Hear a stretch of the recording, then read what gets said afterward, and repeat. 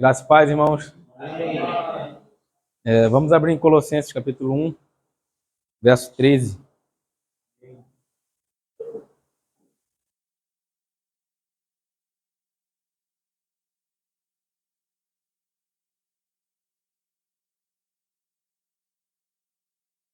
Colossenses 1, 13.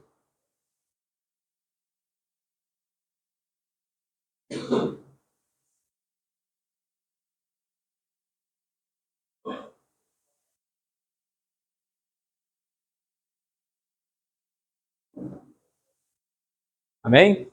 Amém. Diz assim a palavra do Senhor. Ele nos libertou do império das trevas e nos transportou para o reino do Filho do seu amor, no qual temos a redenção, a remissão dos pecados.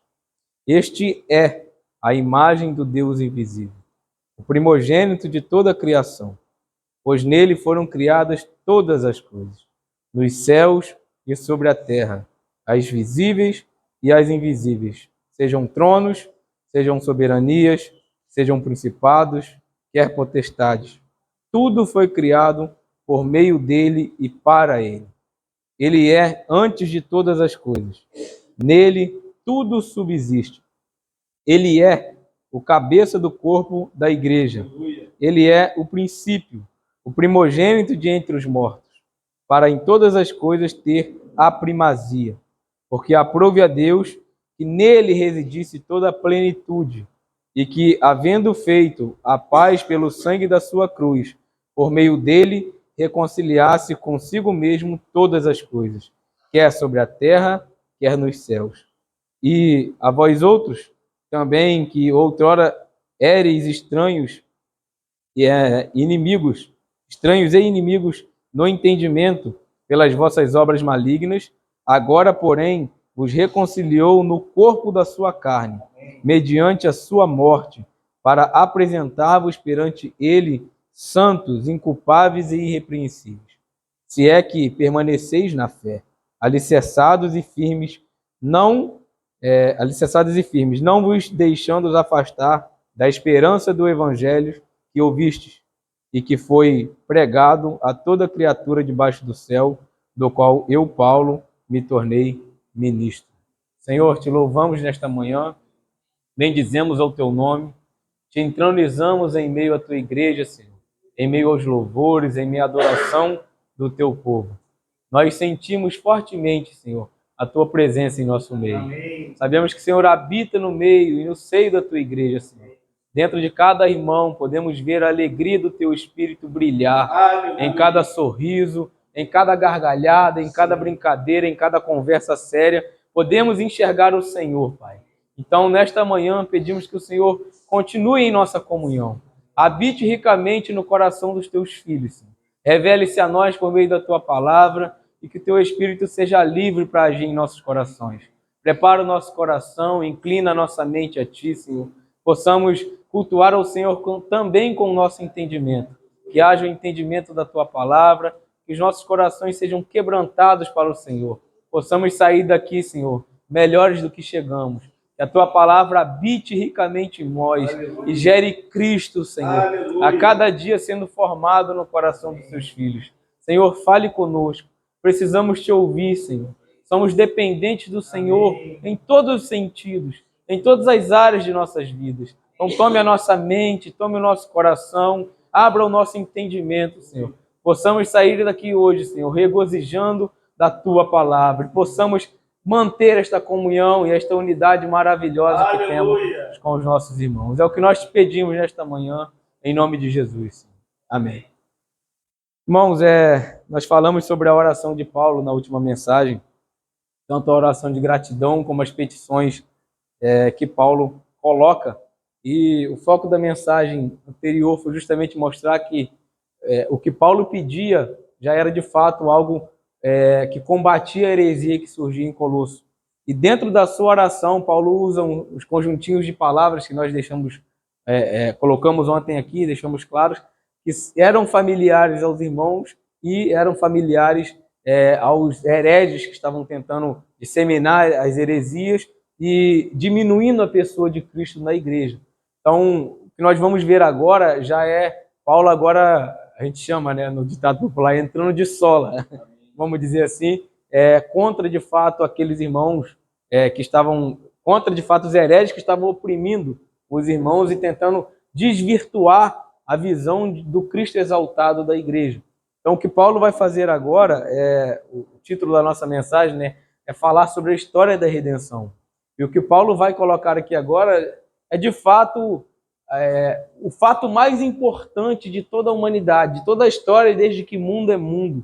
É mostrar que nós fomos redimidos, nós fomos libertos, e Paulo vai iniciar justamente contando a história da redenção, mostrando e exaltando a pessoa e a obra de Cristo.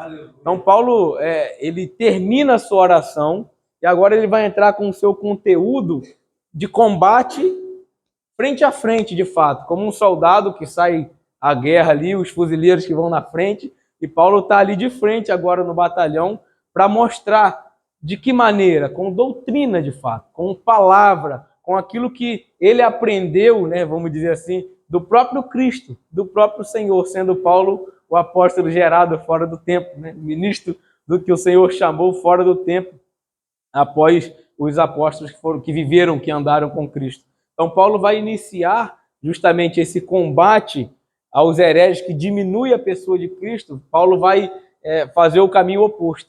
Ele vai exaltar a pessoa de Cristo e colocar Cristo no centro, exaltado sobre todas as coisas.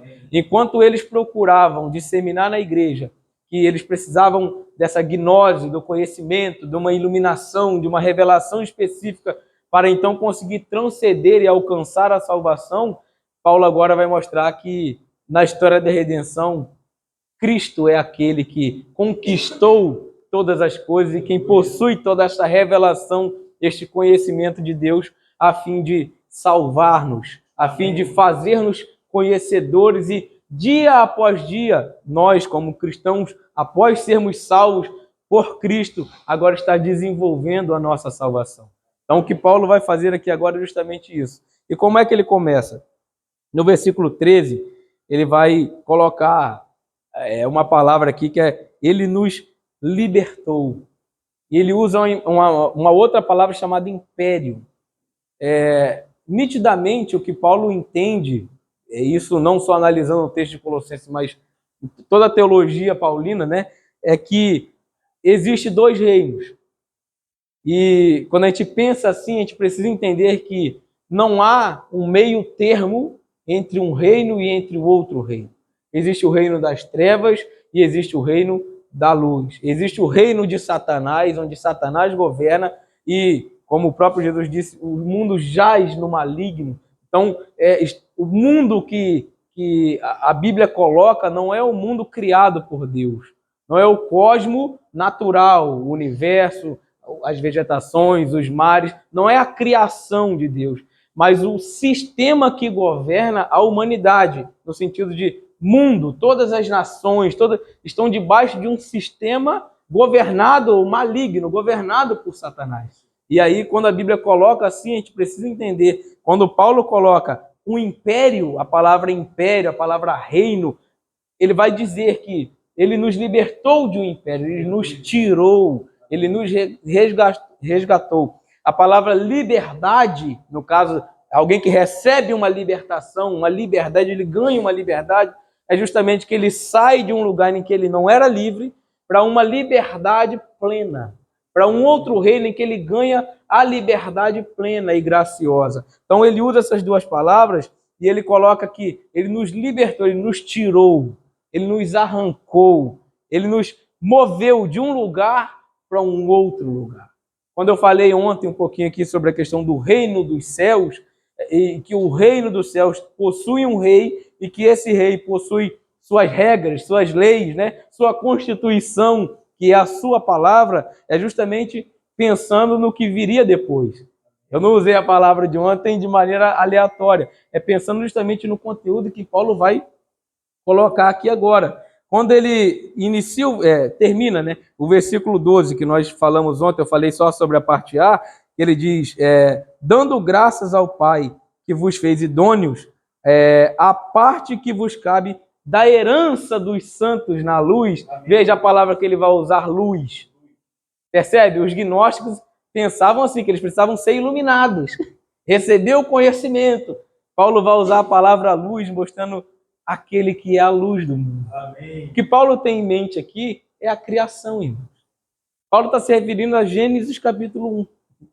Porque se nós formos observar, tudo que Paulo vai desenvolver sobre a palavra plenitude, lá na frente, na carta, é se referindo à criação. Por quê? Porque, vamos lembrar da criação. Deus criou os céus, criou a terra, criou o mar, fez a divisão das águas. Pensa, só que o Senhor cria o céu e o céu está vazio. O céu precisa ser preenchido. Então o Senhor diz, haja os luzeiros no céu.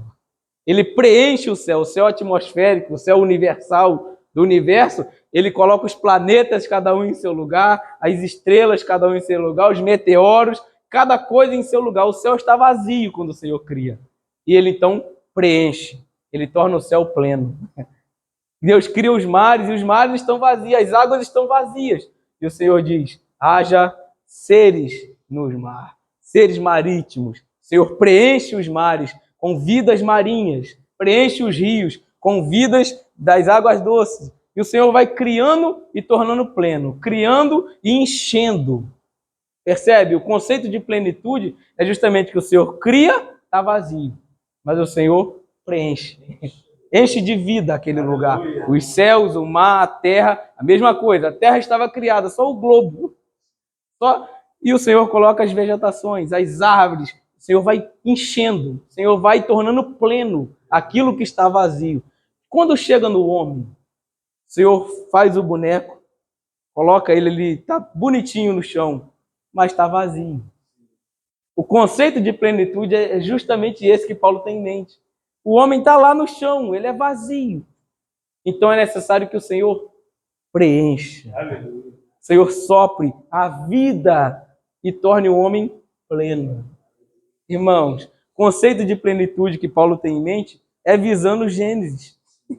E é colocando a ideia de que o Senhor é quem preenche, o Senhor é quem vai tornar pleno o homem, no caso aqui do texto, e vai o criar como a sua imagem e semelhança, a imagem de um Deus que é pleno, um Deus que é cheio de glória, de santidade, de louvor, um Deus que é cheio de si mesmo. Amém. Só que o homem não tem condição de ser cheio de si mesmo, porque ele é soberbo, ele é orgulhoso. Então, para que o homem se torne pleno, ele precisa ser cheio de alguém que é fora dele próprio. E esse alguém é Deus. Então, Deus sopra no homem a vida, o pneuma, né? O espírito ali que faz o homem alma vivente. A palavra homem, a palavra alma no hebraico, nefsheh, ela dá uma ideia de uma fome abundante, de algo vazio. Por isso que todo homem é religioso. Todo homem está em busca de alguma coisa, de alguma verdade, de algo que preencha esse vazio. Antes da queda, Adão era pleno em Deus. Por isso via Deus face a face. O Senhor descia e Adão estava com Deus todos os dias, pela manhã, pela viração do dia, caminhava com Deus, via Deus face a face em sua plenitude, em sua majestade, em sua glória. Mas após a queda, o homem está vazio. O homem é uma fome abundante. A alma, na palavra hebraica, dá a ideia de um estômago que nunca é saciado. O homem está sempre em busca de algo para preencher esse vazio. E o homem sem Deus é isso. É por isso que a gente vê essa questão do homem buscar alguma verdade para preencher algo que preencha ele, este vazio que existe nele. Aí ele procura no espiritismo, no candomblé, ele vai procurar em vários lugares. Mas nada vai preencher o homem, a não ser aquele que o criou. Então nós podemos buscar satisfação, buscar plenitude, buscar algo que nos preencha em muitos lugares, irmão. Mas nós não iremos encontrar fora de Cristo esse preenchimento que de fato vem nos saciar. Então qual é a história da redenção? É essa. O homem cria o homem pleno. Deus cria o homem pleno. O homem perde essa plenitude quando ele cai, quando ele escolhe livremente comer do fruto. E agora o homem perde este alimento, ele perde o acesso ao jardim de Deus, à árvore da vida, ele perde o acesso ao próprio Senhor, face a face. Aquela plenitude, aquela satisfação. Flávio Joséfo diz que Adão era plenamente satisfeito em Deus, até que ele comeu do fruto. Então ele perde essa satisfação, ele encontra a satisfação em muitas outras coisas, que na verdade é uma satisfação passageira. Satisfaz por alguns momentos e depois ele volta a ter fome. Por isso que o homem, principalmente na Antiga Aliança, quando a gente olha para o Antigo Testamento, eles estavam sempre sacrificando, sempre procurando, fazendo altares, levantando altares, procurando Deus de alguma forma. Porque Deus vinha ao homem, agora ele não vem mais. Após a queda, Deus não vem. Meu espírito, que ele diz antes do dilúvio, não contenderá mais com o homem. Porque o homem se tornou pecador de tal forma, plenamente. A plenitude de Deus que enchia e satisfazia o homem, ela foi trocada por uma plenitude passageira, transitória e mundana, que é a concupiscência da carne, que é aquilo que satisfaz apenas a tua carne e é contra a lei, os mandamentos, a santidade de Deus e fere o caráter de Deus. Então imagina um ser perfeito que cria um homem perfeito antes da queda. Agora ele vê a sua imagem sendo manchada no homem, a sua imagem sendo triturada dentro de um ser que ele criou para ser eterno. Irmãos, o homem não foi criado para morrer. Por isso que a alma não morre. Após a morte, quando o nosso corpo desce à sepultura, a alma não morre. A alma vai diretamente, nós crentes, né? Vai diretamente para o Senhor, encontrá-lo no paraíso, no seio de Abraão. A alma não morre, o corpo desce à sepultura. E então no último dia se unirá novamente e haverá a ressurreição dos mortos. Mas o Senhor não criou o homem para morrer. O que é que faz o homem morrer? Pecado. A história da redenção começa antes de todas as coisas, irmãos. Abra sua Bíblia em Apocalipse, capítulo 13.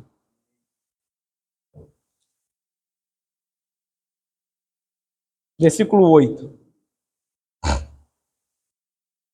Olha quando começa a história da redenção.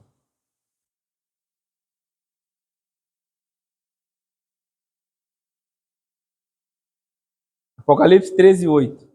E adorá-la-ão todos os que habitam sobre a terra, aqueles cujos nomes não foram escritos no livro da vida do Cordeiro, que foi morto quando? Antes da fundação. A história da redenção não começa no Éden. A história da redenção começa na mente de Deus, antes da fundação do mundo. Antes que o mundo existisse, o Filho, na mente de Deus, morreria por um povo, irmãos, por aqueles que seriam semelhantes a Ele, para a glória de Deus Pai. A história da redenção, antes da queda, ela já estava lá, fixada na eternidade. Só que agora ela entra no tempo. Quando Adão cai, quando Adão fere a santidade de Deus, ele leva consigo toda a humanidade. Porque Adão é o primeiro homem, e aí, no meu caso, que sou aliancista, ele é o cabeça federal, ele é o representante de toda a humanidade. Então, quando ele cai, ele arrasta consigo toda a sua descendência. Alguém aqui tem dúvida que todos descendemos de Adão e Eva? Ninguém, nós que somos cristãos, não negamos isso. Quem nega é a ciência. Os cientistas, alguns, né? Que hoje uns estão admitindo. Como? Pode olhar cada um em seu corpo. Por mais perfeito que nós sejamos e não tenhamos deficiência, todos nós temos alguma deficiência. Às vezes a nossa perna direita é maior um pouquinho do que a esquerda, a bola da orelha é um pouquinho maior do que a outra, o olho um é mais caído. Por mais perfeito que sejamos, sabe por que isso? Porque o nosso DNA é o mesmo. Descendemos todos de um casal. Já viu quando geralmente se casa primo com outro primo e tal, às vezes o filho nasce com alguma deficiência física por causa do sangue. Hoje nós somos parentes bem distantes no sentido de sermos descendentes de Adão e Eva, mas todos possuímos o mesmo pai e a mesma mãe no sentido de que descendemos de Adão e Eva. É por isso que não há perfeição em nosso corpo no sentido pleno. Sempre a gente vai ter um defeitinho aqui, outro acolá. Sempre. Isso é resultado de ciência mesmo, tá? Porque descendemos de um casal. Percebe? Então, o que a gente vai... Daí vem as histórias, talvez, dos gigantes e de algumas outras... Porque casavam-se no Antigo Testamento, principalmente no início da humanidade, parente com parente. Aí nasciam pessoas ou deficientes, ou então que cresciam demais, outros cresciam de menos, enfim. É daí que vem toda a história da humanidade. Só que o homem, ao cair, além de todas as questões físicas, ele fere algo chamado santidade. Quando ele peca, ele fere algo chamado santidade de Deus, que faz parte do ser de Deus, é um dos seus atributos intransferíveis. Ele é o único santo plenamente e perfeitamente. São os atributos incomunicáveis nesse sentido. Não é incomunicável porque ele comunica a santificação ao seu povo, mas é incomunicável no sentido de plenitude. Ninguém aqui é santo plenamente. Não hoje. Mas ele quer restaurar a ideia da história da redenção, é restaurar a sua imagem impressa em nós. Por isso que quando Paulo vai colocar aqui, ele diz, ele nos tirou, ele nos libertou, ele nos resgatou de um império. Qual o império? Vamos abrir Efésios 2.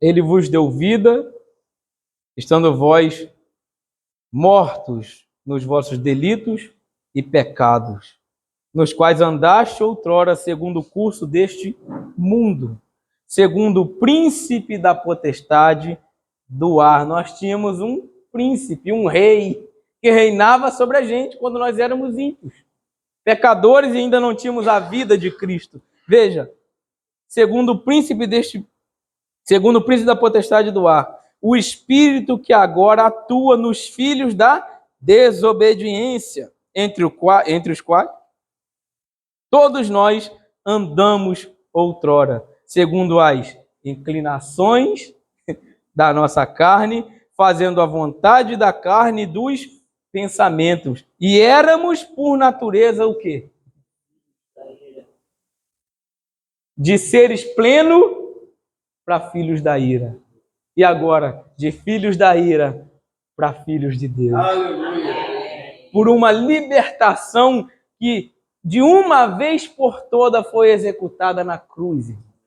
É na cruz que o Senhor nos tirou de um império e nos transferiu para o seu reino, aleluia, o reino do seu Filho amado. Amém. Deus estava em Cristo reconciliando. Veja, por que reconciliando? Porque perdemos. O homem está... Quando você olha para o ímpio, irmãos, nós devemos olhar com um olhar de misericórdia, porque ele nada mais é do que um zumbi, é um morto-vivo. Ele tem a vida natural, mas ele não tem a vida de Deus. Ele tem a vida humana, comum, ele é uma matéria que está andando, mas ele não possui nada que o incline para Deus, porque ele está morto em seus delitos e pecados. O que ele precisa para viver? Cristo. Aleluia. E quem é que vai levar Cristo? A igreja. Amém. A fé vem pelo e o ouvirá. Quem é a palavra, irmãos? É Cristo. Amém. O que eles precisam? Cristo. Quando nós olharmos para o ímpio, a gente tem que entender. Se nós pregarmos e ele não entender, não tem problema, ele está morto. Não é meu papel e nem seu papel convencê-lo. Nós não temos esse poder, nem de nos convencer, irmão. O Senhor é quem nos convenceu. Nós não temos o poder de convencer ninguém. Nós não temos o poder de salvar ninguém. Eu não sou capaz de salvar meu filho. Eu não sou capaz nem de me salvar. Então esqueça, não desanime quando você evangelizar alguém, pregar por alguém, e você não vê o resultado imediato ali. Apenas pregue, irmãos. Não é nosso papel salvar, porque não conseguimos fazer isso. Ao seu tempo, o Senhor fará a sua obra. Um planta, o outro rega, mas quem dá o crescimento é o Senhor.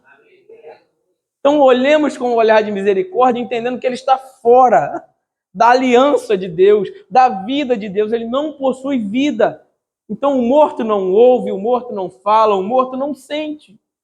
Nada sobre Deus ele ouve e entende. Nada sobre Deus ele consegue enxergar. Nada sobre Deus, irmãos, ele sente. Ele está morto em seus delitos e pecados. Qual é o salário do pecado? Quando Adão pecou, o que ele atraiu para si? Adão era para ser pleno. Vida sexual, irmãos, dentro dos princípios de Deus, não é algo impuro. Adão ia procriar dentro do jardim. A ideia, né, o plano original, vamos dizer assim, como é chamado, era, quando Deus cria Adão e Eva, qual é a ordem? Crescer e... Aonde Adão estava? E aonde ele ia crescer e multiplicar? E eles comeriam da árvore da vida, gozariam de Deus eternamente, irmãos, e seriam satisfeitos neles ali. Só que quando Adão cai, ele é expulso do jardim, ele perde o acesso à árvore da vida para não ser um pecador eterno. Já pensou pecando e comendo da árvore da vida? Ele não morreria. Então agora Deus o tira do jardim. O jardim é o jardim das delícias de Deus. O jardim onde Deus habita. E Ele quer guardar as suas delícias. Porque as suas delícias, a sua glória, a sua santidade, todas as delícias e maravilhas de Deus não podem ser contaminadas. Então, Adão agora está fora do jardim e ali ele vai procriar. Era para ele procriar lá. Era para nós estarmos lá. Era para a gente ser pleno lá. Mas agora ele está fora. E nós estávamos fora com ele. A humanidade está fora com ele. É por isso que Paulo, quando ele coloca, ele nos transportou. Irmãos, a ideia de Paulo em Romanos 5 é que só existe... Deus enxerga a humanidade em dois homens. Primeiro Adão e segundo Adão.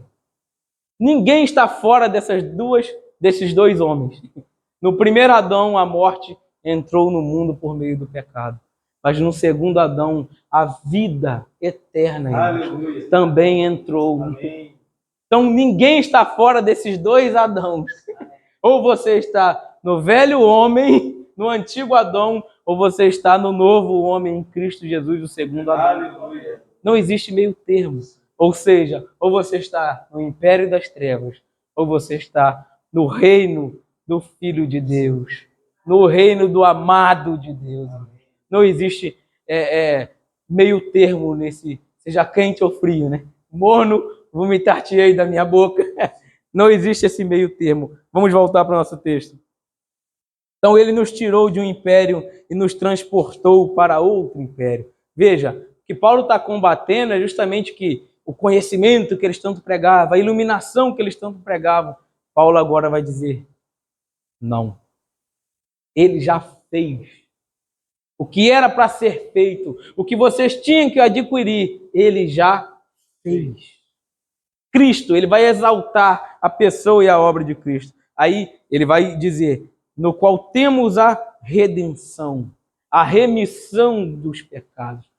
Nos liberta e nos reme. Percebe? A redenção é este resgate. É o que eu falei ontem do pagamento da dívida impagável. Então, éramos escravos de um reino. E nossa dívida, diante de Deus, era impagável. Porque, sendo escravos do reino das trevas, viviam nitidamente como inimigos de Deus. A nossa dívida para com Deus só crescia. O saldo era só negativo. Só negativo, só vermelho. Porque todas as vezes tínhamos prazer em quebrar as suas leis, os seus mandamentos, em viver para nós mesmos, segundo as nossas próprias concupiscências. Mas na história da redenção, entrou alguém no mundo, aleluia, nascido de mulher, como diz Paulo em Gálatas, sob a lei, nascido de mulher. Irmãos, vindo à plenitude dos tempos. Aquele que é pleno entrou no mundo. E ao entrar no mundo, ele vai redimir, libertar, remir um povo. Então ele resgata, mas não apenas resgata, ele perdoa. Sim. Remissão é perdão, irmão. Irmãos, não tenha peso na consciência, no partir do pão, na comunhão dos santos. Não tenham peso na consciência. Se pecou contra o seu irmão, seja humilde. Vá até ele, o abrace, beijo, peça perdão. Irmãos, não guardem coisas nos corações de vocês que não nos pertencem. Senão, raiz de amargura não pertence a crente, irmão. Crente, eu estou falando de verdadeiros irmãos nascidos de novo. Isso é coisa de ímpio. Viver amargurado com pessoas próximas que você chama de irmão, de amigos. Irmão, isso não é coisa para nós. Nem Jesus aguardou em seu coração, ainda em forma humana, amargura com Judas, que o traiu. Não faz parte da nossa comunhão, do nosso convívio entre irmãos, guardar a amargura de ninguém. Sabe por quê? Porque ele perdoou coisas nossas muito piores. Então, se nós somos redimidos e remidos por ele, por que não podemos remir o nosso irmão que pecou contra nós? E sabe quem é seu principal? O próximo. Aquele que é mais próximo de você. Amar o teu próximo como a ti mesmo. Sabe quem é o teu maior próximo? Aquele que está do teu lado. Na minha casa, meu primeiro próximo é minha esposa. E eu sou o dela. Quando há um atrito, a gente tem que se perdoar. A gente tem que ser humilde com o outro. Mesmo sendo homem, às vezes orgulhoso, a gente tem que dar o braço a torcer. A gente tem que abrir mão. Porque ela é minha primeira próxima. O mais próximo de mim ele é ela. Então, amar o próximo como a nós mesmos e remir os nossos irmãos a saber perdoá-la quando ela está naqueles dias. TPM para mim. Esposa tem uma TPM que sai de baixo. Mas foi Deus quem fez ela assim. Aleluia. Quem colocou os hormônios dentro da mulher, foi Deus, irmãos. Por isso que eu disse, sexo dentro do casamento não é algo impuro. Foi Deus que fez as necessidades fisiológicas do ser humano. Percebe? Então, devemos ser capazes, irmãos, de remir, de perdoar nossos irmãos, porque ele já nos perdoou. Amém. Então, não faz parte de nossa vida em comunhão. Então, ele nos remiu, né? O qual temos a redenção, a remissão dos pecados. O que é pecado? Tem tanta gente que vai achar que pecado é tanta coisa. Mas, resumindo, pecado é tudo aquilo que se desvia de Deus. Tudo aquilo que você faz que não o glorifica. A palavra amartia no grego aqui é justamente alguém que erra o alvo. Alguém que faz algo que o alvo é o Senhor, mas ele erra, desvia para um lado, desvia para o outro. O conceito de pecado no Antigo Testamento, a palavra hebraica, dá a entender que é tudo aquilo que quebra a lei de Deus. Existe uma lei natural que Deus gravou nos nossos corações, que não precisa ninguém te falar que mentir é errado. Você já nasce, por isso que a criança, quando ela sabe que está fazendo errado, ela faz escondido. E quando você pergunta, fala, não foi eu. Ninguém ensina a criança a mentir. Ninguém. Você fala, eu não te ensino essas coisas. Não precisa você ensinar. Eles são filhos de Eva e Adão, pecadores. Ninguém aprende a pecar, já nasce pecando, irmão. Percebe? E eles sabem que estão errados e eles fazem escondido. E por que fazem escondido? Porque sabe que vem punição do pai e da mãe. Vai botar de castigo, não vai deixar fazer algumas coisas. Eles vão ser punidos de alguma maneira. Por isso mentem. Percebe? A ideia da história da redenção é mostrar, irmãos, que o homem pecou, caiu, está fora da vida de Deus. Só que o Senhor resgatou esse homem. O homem que eu digo é a humanidade, homens e mulheres. Resgatou essa humanidade. E essa humanidade não necessita de mais nada além de Cristo. A igreja, para quem Paulo escreve, Paulo quer mostrar que vocês não precisam de uma iluminação, uma revelação especial. Vocês só precisam desse aqui, que vos tirou do império das trevas e te transportou para o Filho do seu amor. Vocês só precisam desse aqui, aquele que remiu, redimiu, libertou vocês de todo pecado, de tudo aquilo que se desvia de Deus. Agora vocês estão no caminho, acertem o alvo, façam para Deus, vivam para Deus, caminhem para Deus, vivam, comam para Deus, bebam para Deus, se alegrem para Deus, irmãos, porque vocês estão nele. Amém. É o que Paulo quer colocar aqui. Percebe? Verso 15. Exaltar agora a pessoa de Cristo. Por que devemos viver para Ele, perdoar nossos irmãos, porque fomos então perdoados? Mas agora Paulo vai exaltar essa pessoa grandiosa. Ele diz, por que devemos? Porque este é a imagem do Deus invisível. Paulo está escrevendo para os irmãos de Colossos, vocês não precisam cultuar esses espíritos elementares que eles dizem, os anjos, os rudimentos do mundo, os astros, os planetas. Não! Vocês cultuem a Cristo, porque Ele é a imagem do Deus invisível. A palavra imagem aqui talvez não foi a melhor tradução, mas o que Paulo quer colocar é que Ele é a representação. Ele revelou, Ele mostrou Deus, que até então é invisível, porque Deus é Espírito, e o Espírito nós não vemos, como Jesus disse para Nicodemos em João. O vento sopra onde quer, você não sabe de onde vem, para onde vai. Ele diz, assim é todo aquele nascido do Espírito. Pneuma, né, de Deus. Então, o que Paulo está colocando aqui é justamente isso. Por que vocês não precisam de mais nada? Vocês só precisam de Cristo. Ele é suficiente. Por quê? Porque Ele revelou Deus para vocês. Então, por que vocês querem novas revelações? Por que vocês querem novas visões? Por que vocês querem outra iluminação? Algo além do que Ele já fez? Não existe nada além de Cristo para revelar Deus a nós, irmãos. Não precisamos, não queremos. Amém, irmãos? Amém. Não queremos nada além de Cristo. Aleluia. Só queremos Ele, porque Ele revela o Pai. Amém. O que é que Ele responde para os discípulos? Sim. Quando mostra-nos o Pai, Ele diz, há tanto tempo comigo, você não sabe que eu e o Pai somos um. Aleluia. Irmãos, quem vê a mim, vê o Pai. Ele está revelando, irmãos, o Pai.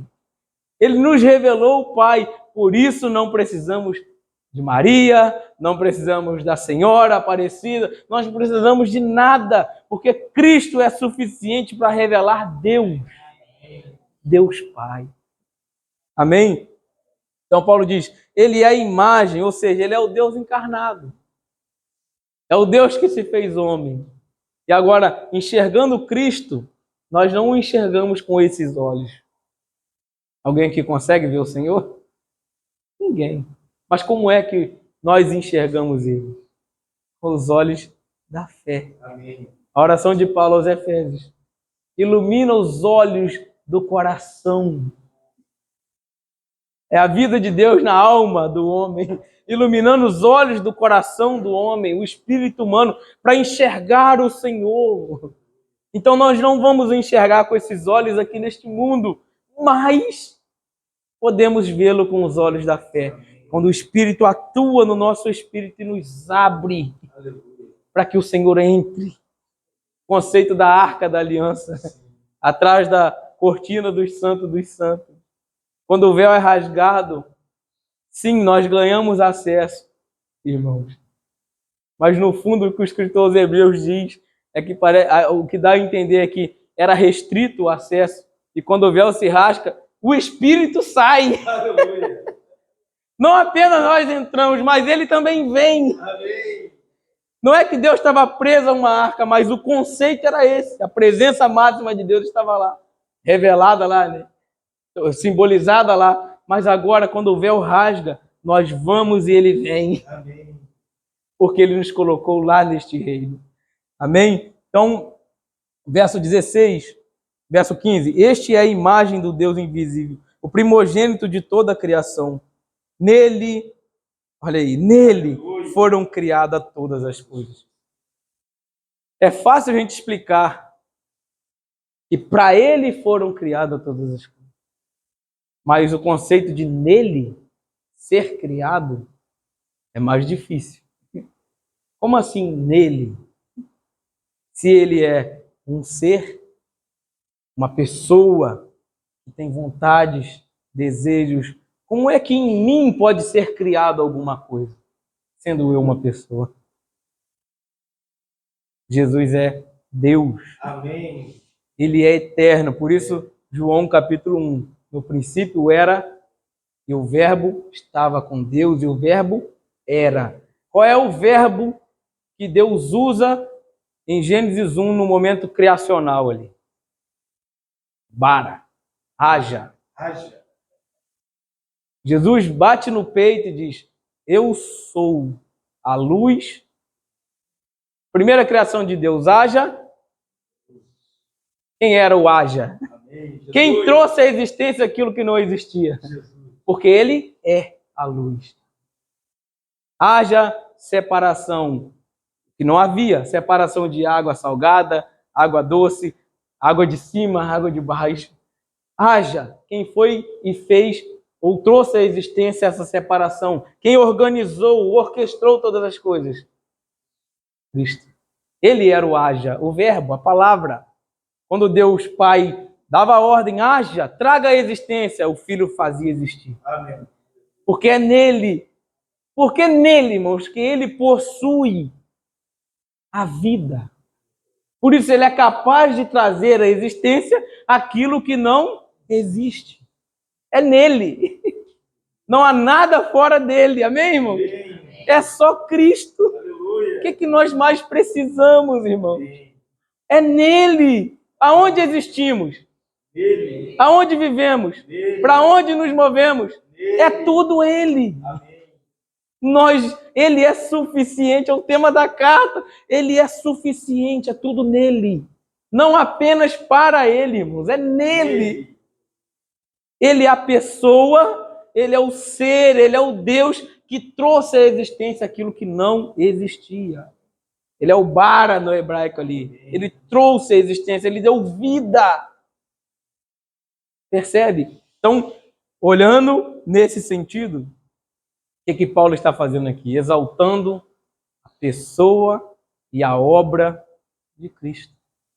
Então, vocês não precisam de anjos, vocês não precisam de nada, irmão. Nada. Vocês precisam dele. Por quê? Porque ele é. Ele fez. É nele que tudo subsiste. Vamos para o verso 20. Desculpa, verso 19. Porque aprove a Deus que residisse toda plenitude. Quer encontrar Deus? Amém. É nele. Amém. Deus não está fora de Cristo e o Cristo não está fora de Deus. Deus está nele, reconciliando consigo todas as coisas. É nele, irmãos, porque aprove a Deus. Assim como aprove a Deus no plano da redenção, na história da redenção, moer o Filho, Isaías 53. Cristo morrendo para Deus. O Pai sacrificando o Filho. Nós estávamos conversando mais cedo. É o Pai sacrificando o próprio Filho. Para quem? Para Ele mesmo. Aleluia. Cristo não morre para nós. Cristo morre para Deus. Aleluia. Porque em Deus, ele não é para nós, mas ele é por nós. Ele morre para Deus por nós. Amém. Porque quem ia morrer éramos nós. Só que a nossa morte não é capaz de nos justificar. Nossa morte não é capaz de nos salvar. Por quê? Porque não somos perfeitos.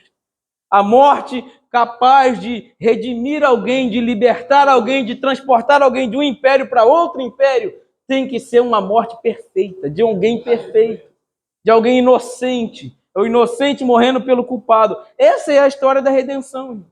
É a principal história de toda a humanidade. No passado, a antiga aliança, todos convergem em Cristo. E na nova aliança, todos convergem em Cristo. Cristo é o centro. Nós passamos, né, a era apostólica, estamos aí na história da igreja, mas nós retornamos para Cristo. Aqueles olham para Cristo, nós olhamos para Cristo. Tudo está em Cristo. É nele.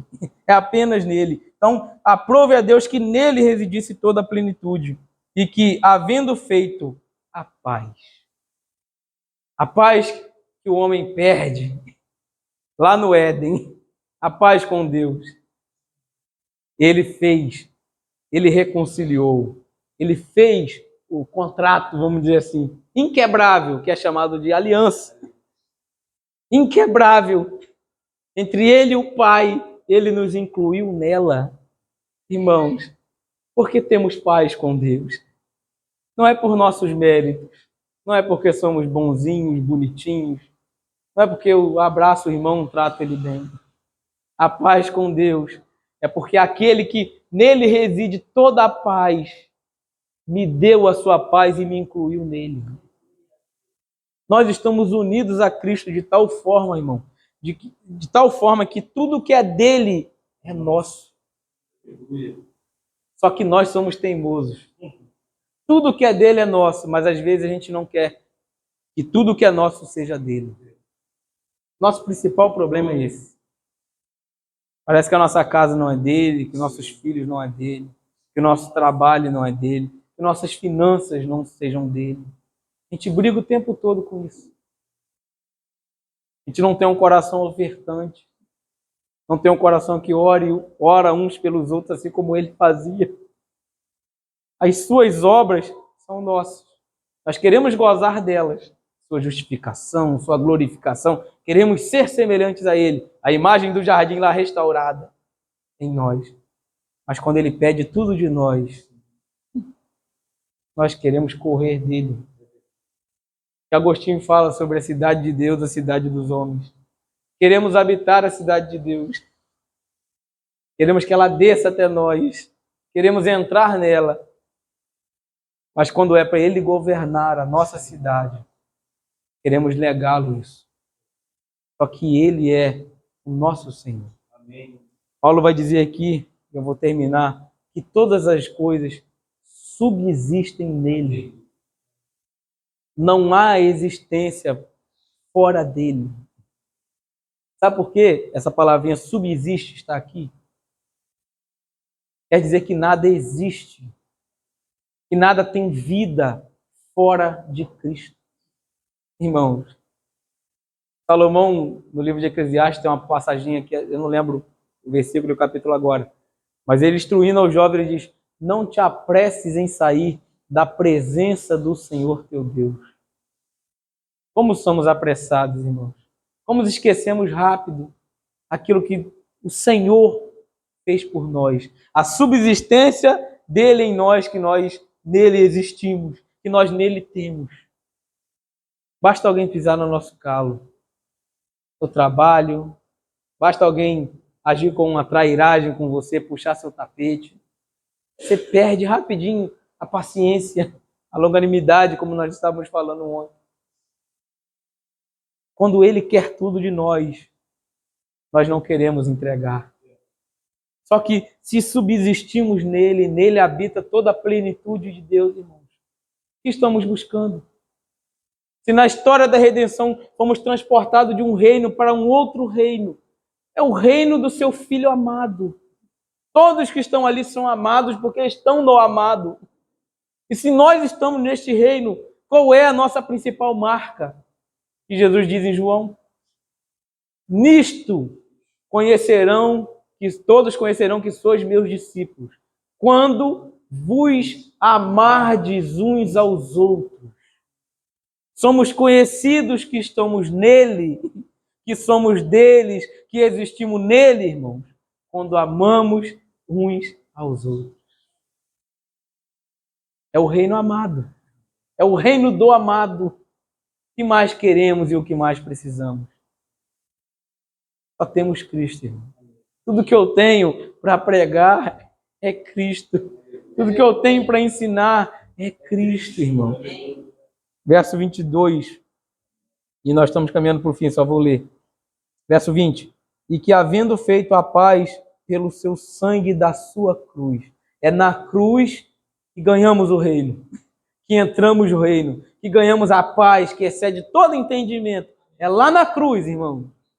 É na cruz, não é cruz e mais alguma coisa. Não é cruz e mais véu, não é cruz mais sábado, não é cruz mais festas. É a cruz e ponto. Somente a cruz. O sacrifício da cruz é que, por meio dela, foi feita a paz. Por meio dele, reconciliar-se consigo mesmo todas as coisas. Quer sobre a terra, e aqui está uma coisa importante. Quer nos céus. Por que nos céus? Já parou para pensar? O céu precisa de reconciliação.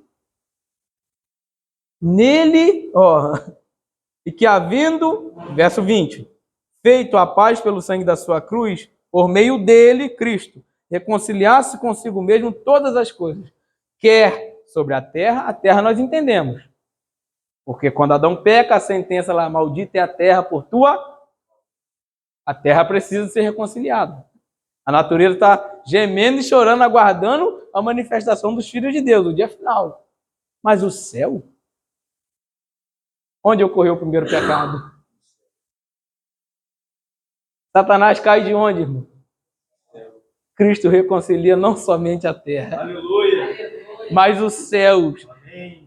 A ideia aqui é uma espécie de união entre terra e céu. Aleluia. Quando todas as coisas se findar, novos céus e nova terra, eles descem, irmão, eles se encontram. É Deus tabernaculando. O céu não é um lugar geográfico que a gente, vamos para tal lugar, bota no GPS e vai. Não, irmãos. Céu é a habitação de Deus. Aonde ele está, está o céu. Amém. Deus está aqui, irmãos. Temos um pedacinho do céu na terra. É isso, irmãos. Deus reconcilia consigo, em Cristo, Deus reconcilia consigo todas as coisas. O primeiro pecado ocorreu lá. Quando Lúcifer cai, ele tenta ascender acima de Deus, subir acima de Deus. Ele cai, ele peca lá. Então Cristo vai reconciliar terra e céu. Deus não perde para Satanás. Aleluia. Hora nenhuma. Hora nenhuma. Quando o homem cai, que ele diz, maldita é a terra por sua causa. Não é que ele vai destruir a terra, irmãos. Pedro fala sobre uma purificação na terra. E quando os céus se encontram com a terra, irmão, tudo se torna perfeito. Aleluia. Tudo. Deus está aqui, irmão. Então o céu está aqui. Amém. Amém? Verso 21. E a vós outros também, que outrora eres estranhos, aqui nós falamos, e inimigos no entendimento pelas vossas obras malignas. Agora, porém, vos reconciliou no corpo da sua carne, mediante a sua morte, para apresentar-vos perante ele santos, inculpáveis e irrepreensíveis. Se é que na fé. É na fé. Não existe santidade, não existe pessoas irrepreensíveis fora da fé. Tem que permanecer na fora da fé, é um homem irrepreensível. São pessoas que precisam da fé. Então, fora da fé é repreensível. Dentro da fé, Cristo torna irrepreensível. É em Cristo, irmãos. Senhor, te adoramos nesta manhã, porque Tu és o centro de todas as coisas.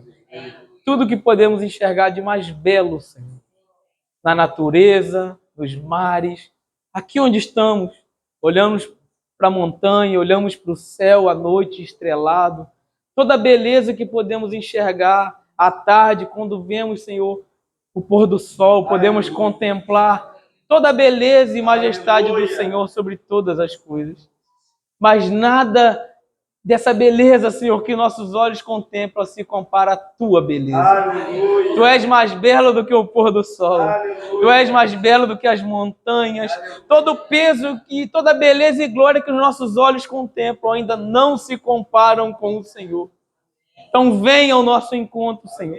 Seja tudo para nós. A nossa história está em Ti, Senhor. Aleluia. É em Ti que existimos. É em Ti que nos movemos. É para o Senhor que vivemos. É para o Senhor que morremos, Senhor. Queremos ir para o Senhor. Queremos estar com o Senhor. Então esteja conosco. Fortifica-nos na fé, pois a nossa história está debaixo da cruz, Senhor. A história deste mundo é a história, Senhor, que precisa de redenção. o homem caído que precisa da cruz de Cristo, do sangue vertido, da pessoa e obra do Senhor, para que ele então seja salvo e transportado para o reino do Filho do seu amor. Obrigado por nos libertar, por nos redimir, por nos perdoar e nos salvar, Senhor. Continue conosco, nos mostre, Senhor, que somos perdoados e salvos em Cristo Jesus. Nos mostre que a salvação do Senhor nos alcançou e estamos desenvolvendo este caminho para te encontrar perfeitamente, Senhor. Queremos te ver face a face. Queremos sentar à mesa contigo, Senhor. Queremos cantar com o Senhor. Queremos te adorar, te louvar na beleza de sua santidade. Nos ajude, Senhor, a caminhar. É o que nós pedimos ao Senhor, em nome de Jesus, Senhor. Amém. Amém.